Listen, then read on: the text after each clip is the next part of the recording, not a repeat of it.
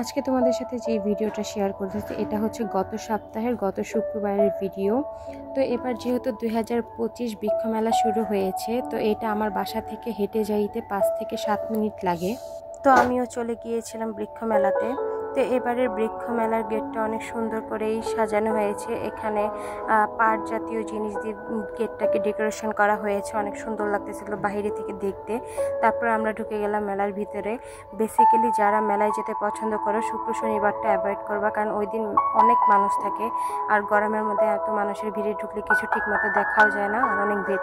এখানে অনেক সুন্দর সুন্দর আম গাছ ছিল। এখানে এক একটা আম এত বড় ছিল, এক একটা আমের ওজন প্রায় হচ্ছে 1 থেকে 1.5 কেজি। তারপরে এই যে এখানে বিভিন্ন ধরনের ফুল গাছ ছিল, এগুলো দেখতে অনেক সুন্দর লাগতেছিল। তারপর এখানে অনেক সুন্দর আরেক জাতের আম দেখলাম। এই আমগুলো অনেক বড় বড়, উপরে লাল এবং নিচে সবুজ, অনেক সুন্দর লাগতেছিল। তারপরে এগুলো হচ্ছে ব্যাম্বু ট্রি, ইনডোরে সাজিয়ে রাখার জন্য। এগুলো অনেক সুন্দর ছিল।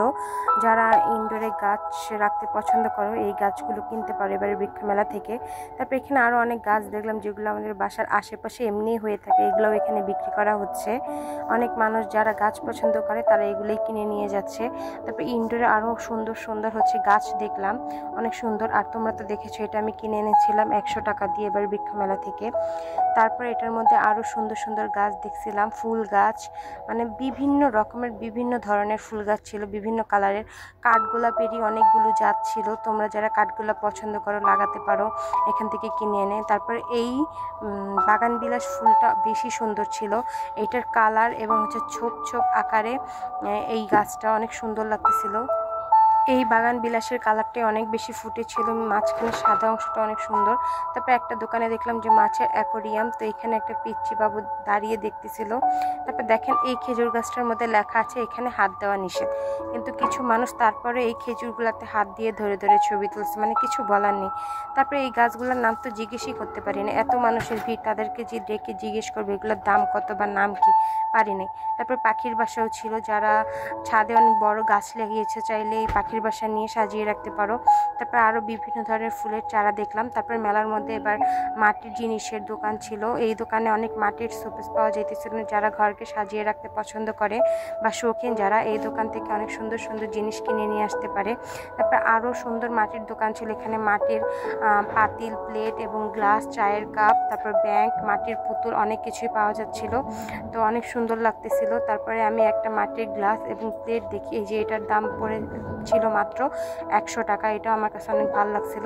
তারপর আরেকটা দোকানে দেখলাম অনেক সুন্দর ডেকোরেশন করা, পানি পড়তেছে, ধোয়া উঠতেছে, আরেকটা শব্দ হচ্ছিল, এটা অনেক ভালো লাগতেছিল। তারপর আরেকটা দোকানের সামনে ছিল ঝর্ণা এবং প্রজাপতির একটা সুন্দর কম্বিনেশন ছিল, যে পাহাড়ে গেলে যেরকম ঝর্ণা দেখা যায়, অনেক প্রজাপতি, এরকম একটা ওনারা ভিউ দেওয়ার চেষ্টা করছে। এখানে অনেক মানুষ দাঁড়িয়ে ছবি তুলতেছিল। তারপরে এই যে রামবুটান গাছ আমি কখনো সরাসরি দেখি নাই, তো এবার বৃক্ষমেলায় গিয়ে আমার রামবুটান গাছ দেখা হয়েছিল। তারপরে এই গোলাপ ফুলের চারাগুলো এত সুন্দর ছিল ভাই, অনেক সুন্দর ছিল।